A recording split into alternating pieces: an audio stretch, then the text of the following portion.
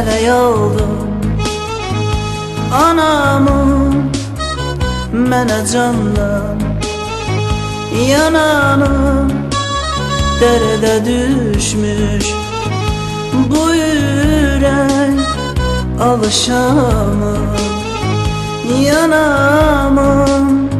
Uzun olur sensiz keçən gecə, yoxluğuna necə dözüm necə, yalqız qoyub getdin məni sən səssizcə. Uzun olur sensiz keçən gecə, yoxluğuna necə dözüm necə, yalqız qoyub getdin məni sən səssizcə. Qalmışam yana yana yananam, kim yanacaq bu halıma yalanam. Qıyma yazıb alana yalanam, ürəkdə üzmür ayrılığa. Qalmışam yana yana yalanam, anam anam, kim yanacaq bu halıma yalanam. Anam anam, qıyma yazıb alana yalanam. Anam anam, ürəkdə üzmür ayrılığa.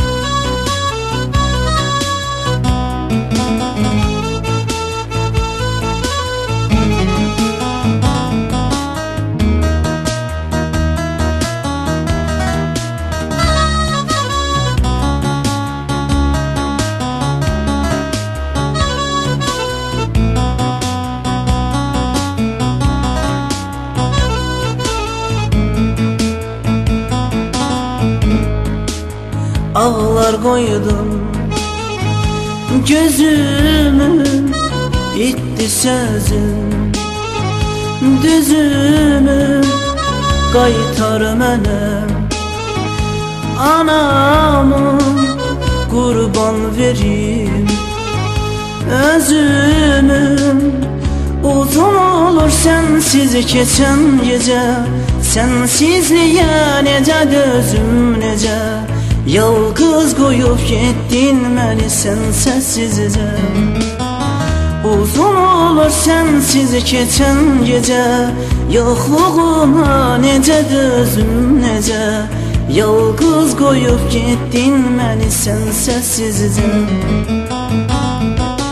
Qalmışam yana yana yalanam, kim yanacaq bu halıma yalanam.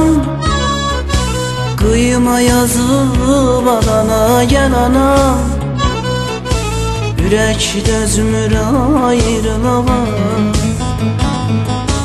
Qalmışam yana yana yalanam, anam anam, kim yanacaq bu halıma yalanam. Anam anam, qıyma yazıb alana yalanam.